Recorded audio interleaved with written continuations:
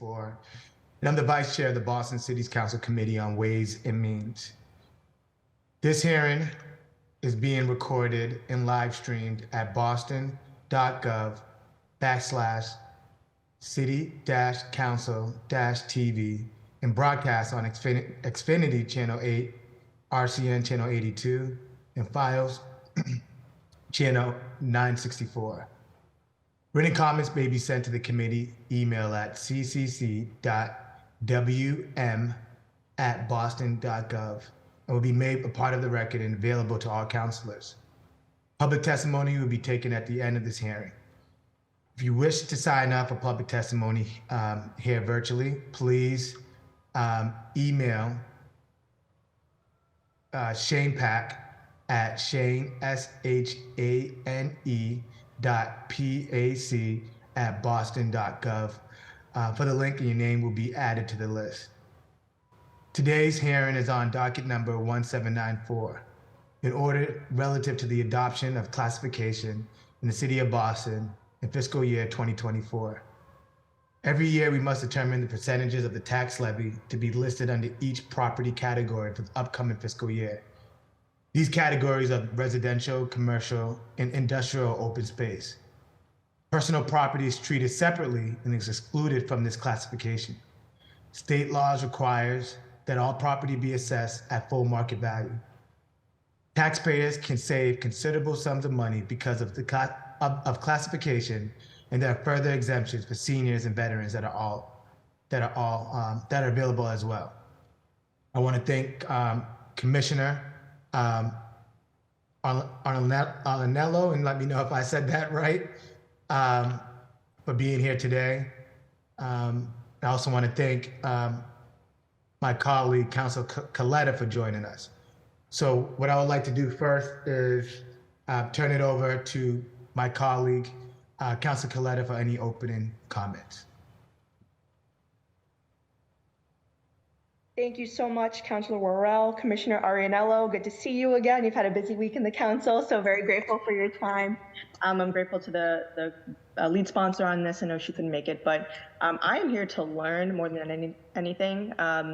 And you know, I think I don't really have an opening statement, but look forward to the conversation and definitely have some questions. So look forward to the presentation, Commissioner. Thank you. Thank you, Councilor Coletta. I'll turn it over to my colleague, Councilor Durkin, for any opening comments. Thanks so much, Councilor Worrell. I know this is something that's filed every year, so excited to learn more. And let me know if, I'm excited to be on here. So let me know if, there's anything. Is it just going to be, sorry, just a question. Is it just going to be a presentation, or will there be additional questions? Yes, we'll have Commissioner Arnello give his presentation, and then I'll open it up for a round of questions for councilors. Okay, awesome. Thank you so much. Well, with that said, Commissioner Arnello, if you could give us a brief background, how it works, any history around this ordinance, that would be helpful, or exemption, that would be helpful. Thank you. No, of course. Good morning, everyone. For the record, my name is Nick Arnello. I'm the Commissioner of Assessing for the City of Boston. And I want to thank you, Councilor Worrell, and Councilors Coletta and Durkin for having me here today. I'm here on behalf of the administration to testify in support of docket 1794. As Councilor Worrell mentioned, this is a really important process that we've got to go through every year. We do go through every year, and it provides significant tax savings to the residents of our city. And so there are two parts that we are addressing here today. One part is classification, and what that does is it shifts some of the responsibility for our tax levy from the residential side to the commercial side. So that is what creates two separate tax rates in the city. So without that, we would have one overall rate, and that would, compared to past years, would dramatically drive up the cost if we ended up with one overall rate for our residential taxpayers. So the goal of this docket is to shift that, to enact the maximum shift onto the commercial side of the tax base.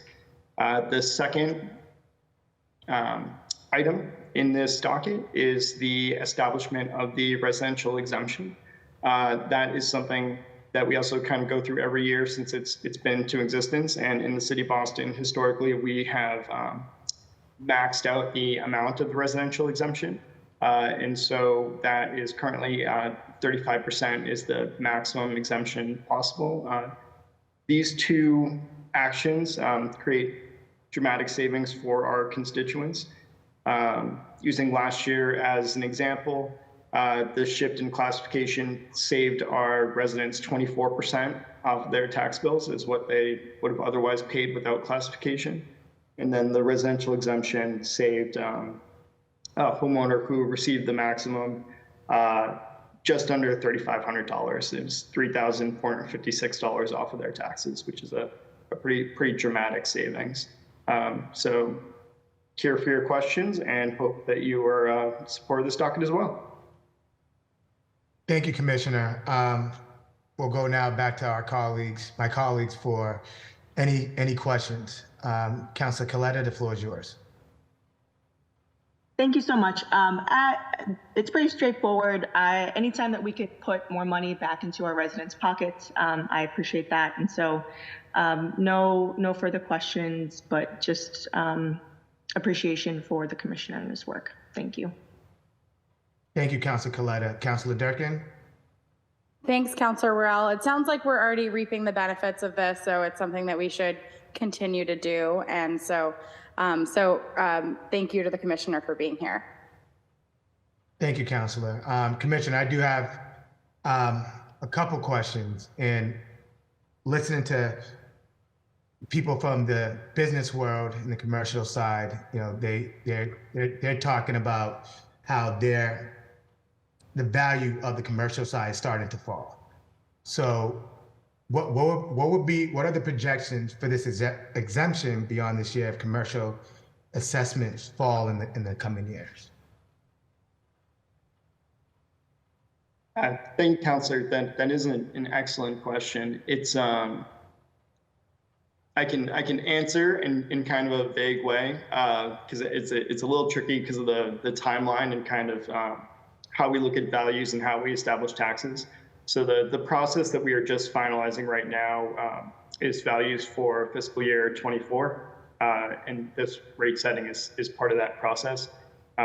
So to establish that, we're actually looking back at what property was worth on January 1st, 2023. And then to do that, we analyze transactions that occurred during calendar year 2022. And so the reason that I'm kind of starting off with that by way of explanation is that there clearly has been a bit of a shift in commercial activity during this past calendar year 2023. And those are things that are going to impact values for fiscal year 25. But because we've spent the year kind of looking at what happened in calendar year 22 and not calendar year 23, I can't easily give you like a very firm response as to like, you know, values are going to go up this percent or down this percent and how that's going to weigh on the shift. It is something that we are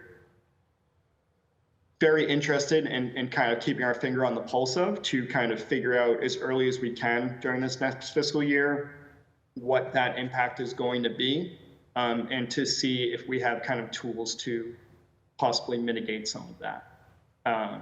In addition to, you know, this current shift in the form that it is in now. Thank you for that, Commissioner. And no, I understand, you know, the situation that you're in. That, you know, we're always looking backwards instead of forward. But we'd love to kind of try to see if there's any tools that we can use to start looking forward, knowing, you know, what's coming. You know, can you highlight and just give a little bit more detailed around the exemptions for seniors and for veterans, so I can have like a better understanding of who qualifies, you know, for these exemptions? Yeah, no, of course. The first thing that I would recommend for any constituents that reach out to your office and for any constituents that might be listening to the hearing is that we do have a number of exemption programs in addition to the residential exemption program that are available for seniors and for veterans. There are kind of a number of criteria that are connected to those that are related to service, but also for the elderly related to your age and your income and your asset levels. To get the most accurate details for anyone's individual situation, the kind of quickest, fastest way to do that is to reach out to our Taxpayer Referral and Assistance Center. So the phone number for that is 617-635-4282, I think. Now I have to check. I'm having like a little panic moment, and I'm going to give you the wrong phone number.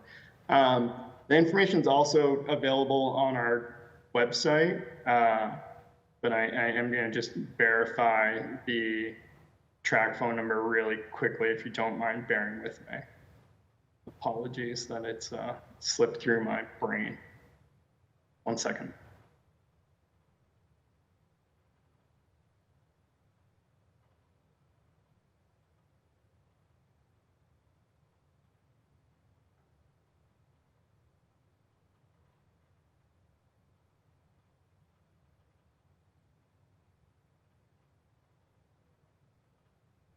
Yes, sorry. It is 617-635-4287 is the number for our Taxpayer Referral and Assistance Center. We also do have a bunch of information available on our website, but sometimes they can kind of be confusing to figure out which one of those programs might apply to you. So that the easiest way can honestly be to talk to a person and have them kind of like walk through an individual constituent situation and figure out what we have that might work for them. Because our goal is to use these programs. So that's why they're there, for people to take advantage of them. So anything we can do to help people fit into that right box, we want to do. Yeah, no, and I know that's something that I constantly hear from, sometimes constituents, is that, sometimes they don't know or if they qualify for some of these programs. So getting the word out there, letting our constituents know, there's relief, because a lot of that relief can go a long way, especially nowadays. Would you be able to share with us and tell us what are the current, what will be the 2023 tax rates? So since those rates are kind of part of the process that we're working on the approval for right now, and part of the process of this council meeting, the numbers aren't quite finalized just yet. I can give you last year's rates by way of an example. So last year, the commercial rate was $24.68 per $1,000 of real estate value, and the residential rate was $10.74. And so the kind of how that compares to if we just had a single overall rate in the city, that would have been around $14 last year. And so that kind of demonstrates the power of that shift. That residential rate, instead of being $14, goes down to $10.74. What was the increase from the previous year to the most current rate? Sure. So in fiscal year 22, the residential rate was actually a little bit higher. It was at $10.88. And so that went down. And the commercial rate was also a little bit higher. It was $24.98. And so from 22 to 23, both of those tax rates did tick down a little bit. So it can be, because there are a number of factors in play aside from just the shift and just the overall property values in the city. If you kind of look at a historical chart, they can kind of go up and down a little bit. Thank you, Commissioner. Just want to note that we've been joined by our Council President Ed Flynn, but Councilor Coletta has a question, and then we'll go to Councilor Flynn for any for any questions. Councilor Coletta, the floor is yours. Thank you, Councilor Worrell. My question is about something that is tangential, but not necessarily on this. I'll defer to you and have my council colleague go before me. I just have a question about a separate program. Yeah, you go ahead, Councilor Coletta, then we'll go to Councilor Flynn. Okay, sounds great. Thank you so much. Commissioner, while I have you, I mean, we're talking about taxes and all of that. And I think, back in, I think it was 2018, I'm so happy he's on now, President Flynn, and then Councilor Coletta passed an ordinance to help low-income elders repay their taxes.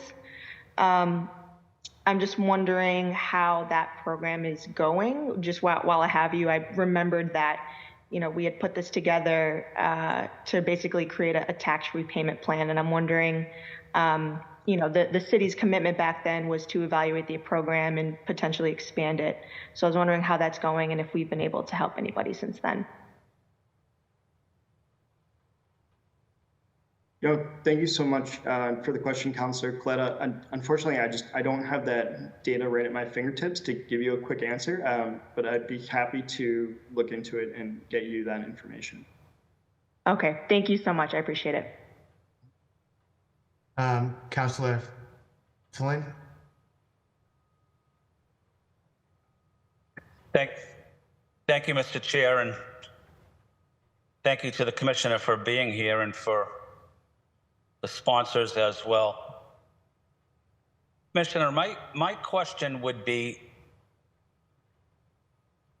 what impact would the slowdown of the economy, especially in the business community or the financial district in downtown Boston, which I represent? Many people are still obviously not back to work consistently 5 days. Many of the restaurants are struggling. What impact is that having on the tax base of Boston? And if that continues like that, what could happen with our tax base? And would that automatically mean that we would have to look at residential taxes to be increased, or increasing taxes on business owners, business property? I just want to get an idea of if we don't get the money coming in from the business community, especially in the financial district, what economic impact will that have on the delivery of basic city services? Yeah, thank you so much for the question, Councilor Flynn. So for this year, at least for this upcoming year, fiscal year 24, as I was mentioning earlier to Councilor Worrell, the rates are not yet finalized because they're part of this process. But the indications are that there isn't going to be a major shift from commercial value to residential value in terms of the rates, and so they're looking relatively stable right now. The question that you have, though, is definitely a concern that we have for the future, especially based on some of the transactions that have been in the news during calendar year 23 with commercial properties that are changing hands at values that are close to or less than what they were changing hands at a few years prior. And so that is something that we are very interested in kind of getting more information about. It's going to be part of our value setting process and our rate setting process for fiscal year 25, so a year from now. To kind of address your hypothetical about like what happens if we then do find that commercial values have dropped significantly, the way that the rate shift works is it's a little bit like a seesaw. So it's kind of like if values are consistent on both sides and kind of grow or decrease at the same rate, then the rate shift kind of stays consistent. If the value on residential side goes up while the values overall on the commercial side go down, then that kind of creates this rebalancing in the shift where the residential rate would get pushed up, and then correspondingly the commercial rate would stay the same or kind of go down a little bit. So it shifts the burden and who's responsible for that overall tax levy. the overall tax levy itself would not go down. So we would still end up having the same amount of money to kind of support city services. It just impacts who ends up being responsible for making those payments for the city services. Is that, I was trying to kind of answer it quickly without getting too deeply in the weeds, but also something that makes a little bit of sense. Is that helpful? Yeah, yes, it is, Commissioner. It's very helpful. Thank you for the response. And maybe I'll ask one more question. When we see a lot of development taking place, residential development taking place in neighborhoods throughout Boston, putting up condos in various neighborhoods, we're seeing that frequently. So maybe the condo might go for maybe the condo might go for $700,000, $1 million. And down the street a little bit is a person that owns a single family, and that person might be retired on a fixed income. Their property value goes up, certainly because of that development down the road, but also their property tax goes up as well. So I'm just asking, are we factoring, when we do development and we're figuring out the impact it has on residents, are we also factoring in the impact it's having on seniors, retirees that are on fixed income, that are struggling now to pay their property taxes in Boston? No, thank you, Councillor. That's an important concern, and it is something that we kind of have top of mind, and especially for some of our more vulnerable residents and our seniors that might be on fixed incomes and not necessarily be able to kind of cope as easily with things like inflation and increased taxes. One of the things that the council approved in the recent past, and that we're hopeful will gain a little more traction at the State House, is a home rule petition that is related to the transfer fee. But also what we have in there is a provision to kind of expand the current senior exemption program to kind of increase those income limits, increase those asset limits, and make that available to a wider audience. And so that's one of the tools that we've been pursuing to counteract some of the concerns that you very rightly noted about increasing costs on some of our more vulnerable residents. So hopefully we can get that passed through the State House. Thank you, Commissioner. My final question or final comment, can you, and I know the answer, but I just want to ask you if you could give an update. Tell us about the property tax assistance program for veterans in the city. Yes, sir. So we do have we have an exemption system that can apply to a number of different veterans with disabilities. The kind of best way for our constituents to get details about that, or for your office, because I just don't want to, sometimes I can misstate some of the nuance, is to kind of reach out to our Taxpayer Referral and Assistance Center. So the phone number for that is 635-4287, so 617-635-4287.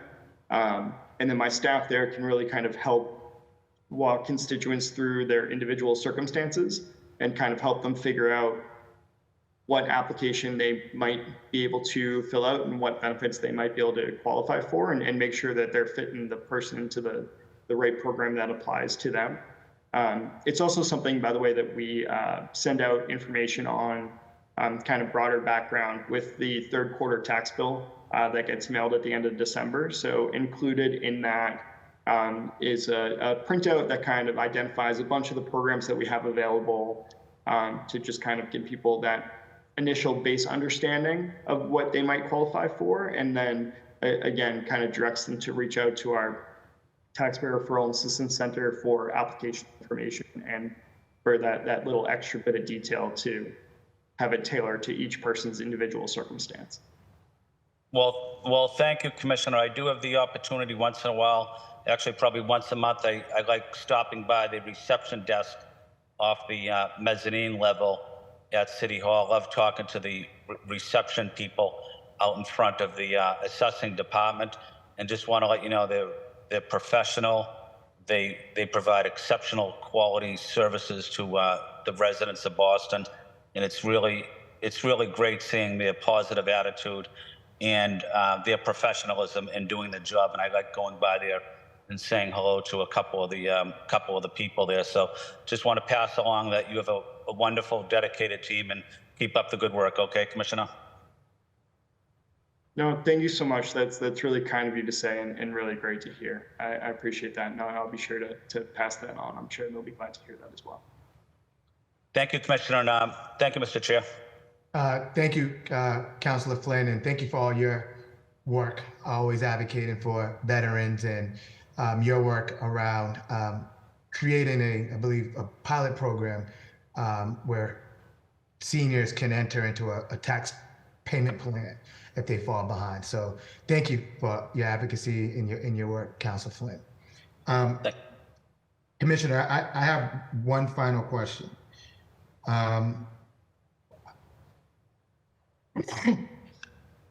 So I know, the tax rates are based on, past market activity.